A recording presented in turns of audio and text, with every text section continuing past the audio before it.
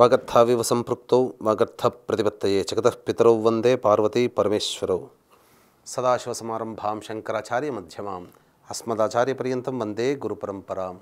ఆదిత్యాయ చ సోమాయ మంగళాయ బుధాయ చ గురుశుక్రశనిభ్యశ్చ రాహవే కేతవే నమః.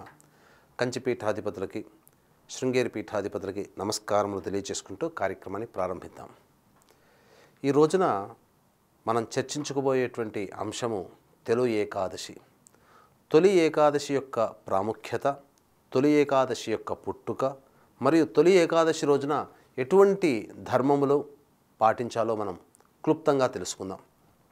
ఈ తొలి ఏకాదశి రోజున దీనిని ప్రథమేకాదశి అని అంటారు. మనకు అనాదిగా వస్తున్నటువంటి పురాణాల ప్రకారం ఈ రోజున విష్ణు భగవానుడు నిద్రలోకి జారుకుంటాడు. 4 నెలలు శయనమందుండి కార్తీక శుద్ధ ఏకాదశి రోజున తిరిగి మేల్కొంటాడు. బలిచక్రవర్తికి ఇచ్చినటువంటి వరప్రకారము పాతాళ లోకంలో బలిచక్రవర్తి దగ్గర ఈ యొక్క విష్ణు భగవానుడు 4 నెలలు నిద్రిస్తాడు అని చెప్పి దీనినే శయనేకాదశి అని అంటారు, తొలి ఏకాదశి అంటారు. ప్రథమం అంటే తెలుగు భాషలో తొలి కాబట్టి ఇది తొలి ఏకాదశిగా ప్రాముఖ్యత సంతరించుకుంది. ఈ తొలి ఏకాదశి రోజున సమస్తమైనటువంటి హిందూ భక్తులందరూ కూడా అత్యంత నియమనిష్టలతో ఈ యొక్క ఏకాదశి వ్రతాన్ని ఆచరిస్తారు.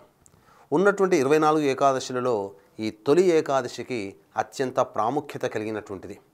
కాబట్టి ఈ తొలి ఏకాదశి రోజున ఎవరైతే విష్ణు భగవానుని ప్రతిరోజు కూడా, అంటే విష్ణు స్వరూప అవతారాలైనటువంటి ఏ అవతారాన్నైనా ప్రతిరోజు కూడాను నిద్రపుచ్చుతున్నట్టుగా భావన చేస్తూ ప్రతిరోజు గనక ఈ ఊయల ఊపడం అనేటువంటిది చేసినట్లయితే సంపూర్ణమైనటువంటి విష్ణు భగవాను యొక్క అనుగ్రహం ప్రేక్షకులకు అందరికీ కూడా కలుగుతుందని శాస్త్రాలు చెప్పబడ్డాయి. కాబట్టి ఇక్కడ ప్రధానంగా మనం గమనించుకోవాల్సిన అంశం ఏంటంటే తొలి ఏకాదశి యొక్క పుట్టుక. పూర్వము తాళజంగుడు అనేటువంటి రాక్షసుడి యొక్క కొడుకు మురాసురుడు. ఆ మురాసురుడు బ్రహ్మవర ప్రసాదము చేత సమస్త లోకములన్నీ కూడాను భీతింపచేస్తూ యజ్ఞయాగాది కృతులు నిర్వహించకుండా, అలాగే రాజధర్మాన్ని పాటించకుండా అందరినీ పీడిస్తున్నటువంటి కారణం చేత మునులు, ఋషులు, రాజులందరూ కూడా బ్రహ్మ వద్దకి వెళ్ళి మొరపెట్టుకున్నారు. బ్రహ్మ వరప్రసాదము కాబట్టి నేను వరమైతే ఇవ్వగలిగాను, కానీ నేనేమి చేయలేకపోతాను. కాబట్టి సృష్టి స్థితి లయకారకాలలో స్థితికారకుడు విష్ణు భగవానుడు, అంటే రక్షించేవాడు.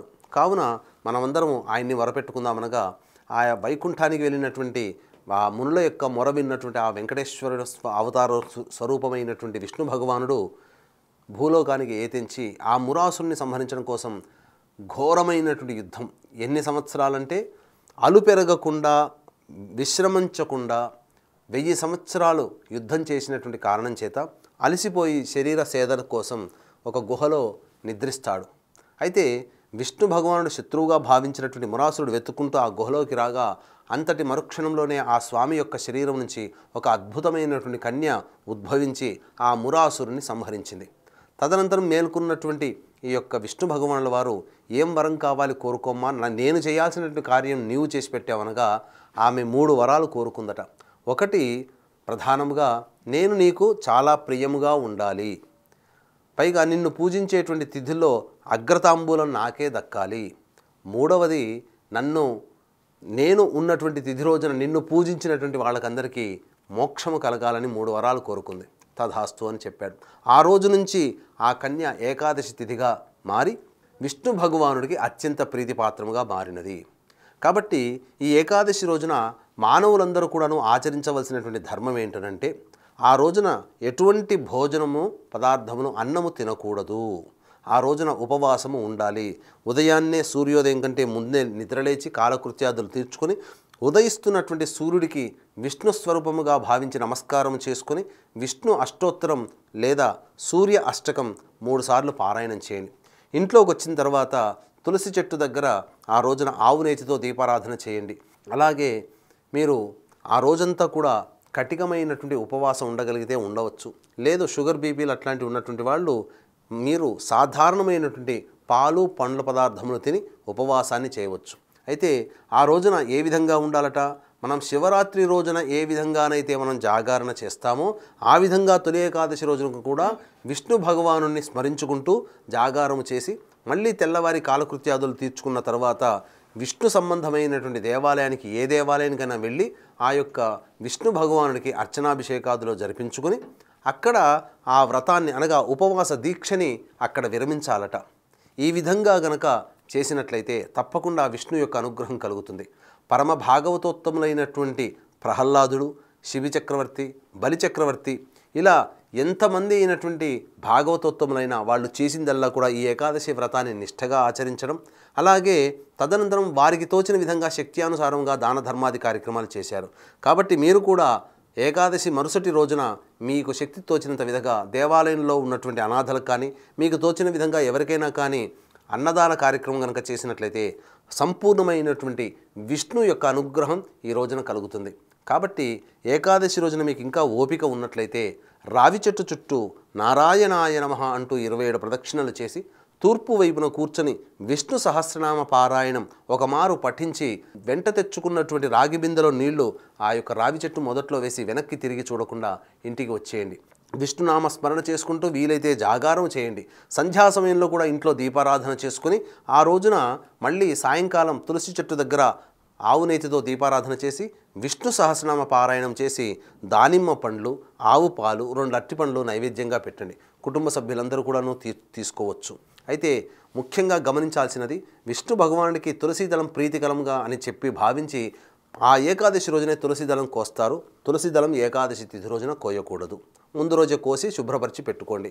ఇక ఏకాదశి రోజున ఆచరించవలసినటువంటి ప్రతి ఏకాదశి రోజున మానవుడు ఆచరించవలసినటువంటి ప్రధానమైనటువంటి కర్తవ్యము ఉపవాస నియమాన్ని పాటించడం, దాంపత్య జీవితానికి దూరంగా ఉండడం అంటే బ్రహ్మచర్య వ్రతాన్ని పాటించడం, మాంసాహారం భోజనం చేయకుండా ఉండడం, అలాగే శుచిర్భూతులై ఉండడం అనేటువంటిది ఖచ్చితం. ఇక ముఖ్యంగా భోజనము చేయకూడదు, అన్నమును తినకూడదు కలియుగంలోని మానవులు. దీనికి కూడా మనకు పురాణాల ప్రకారం ఒక చక్కటి కథ ఉంది. విష్ణు భగవాను నుంచి ఉదయించినటువంటి పాపపురుషుడు, అలాగే బ్రహ్మ పాలభాగము నుంచి అనగా ఈ యొక్క నుదిటి నుంచి జాలువడినటువంటి ఒక స్వేద బిందువు ద్వారా పుట్టినటువంటి పాపపురుషుడు, రాక్షసుడు ఇద్దరూ కలిసి బ్రహ్మ దగ్గరికి వెళ్ళి మొరపెట్టుకున్నారట. మాకు ఏది కూడాను భుజించడానికి ఆహారం దొరకట్లేదు, మేముండే స్థానం మాకేంటి అని చెప్పి సెలవివ్వగా అంతటా బ్రహ్మ సంతోషం చెంది ఎవరైతే ఏకాదశి రోజున భోజనాన్ని తీసుకుంటారో ఆ భోజనం మీద మీరు ఆసీనులై ఉండండి, మీ యొక్క ప్రభావం ఆ భోజనం తిన్నవారి భోజనంలో ఉండాలి అని చెప్పి అభయం ఇచ్చాడట. ఇక ఆ రోజు నుంచి కలియుగంలోని మానవులందరూ కూడా ఏకాదశి తిథిని ఆ రోజున భోజనం చేయకుండా ఉంటారు. కానీ కాలక్రమేణా మానవుల యొక్క అవసరాలు అలాగే మానవుల యొక్క విహారాలు మారిపోయాయి. తదనుగుణంగా చక్కగా ఏకాదశి రోజున కూడా భోజనం చేస్తున్నారు.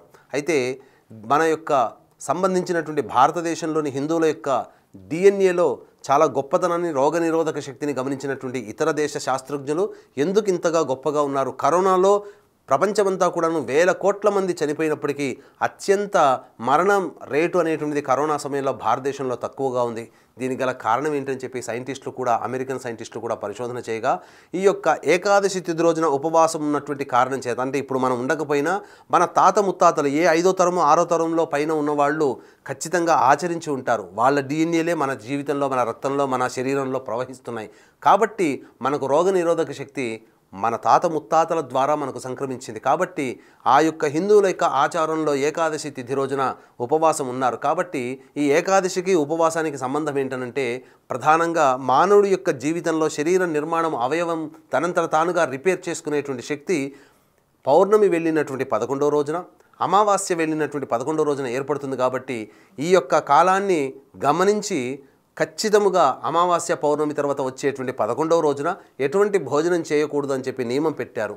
తదనుగుణంగా మనలో ఉన్నటువంటి రోగ నిరోధక శక్తి పెరుగుతుంది. కాబట్టి వీక్షించేటువంటి బిగ్ టీవీ ఆధ్యాత్మిక ప్రేక్షకులందరూ కూడా ఈ యొక్క ఏకాదశి వ్రతాన్ని చాలా చక్కగా చెప్పినటువంటి విధంగా ఆచరించి ఆ రోజున భోజనం చేయకుండా ఉండి పాలు, పండ్లు, ఇతర పదార్థాలు తినుకుంటూ, ఉడికించినటువంటి పదార్థాలు తినకుండా మీ శరీరానికి ఆకలి వేసినప్పుడు పండ్ల పదార్థాలు తీసుకుంటూ ఉండి ఆ రోజున నియమాన్ని కనుక పాటించినట్లయితే ఆ రోజున ఆ యొక్క విష్ణు భగవాన్ యొక్క అనుగ్రహం సంపూర్ణంగా పొందుతారని చెప్పడంలో ఏమాత్రం సందేహం లేదు. For more videos like this, subscribe Big TV channel.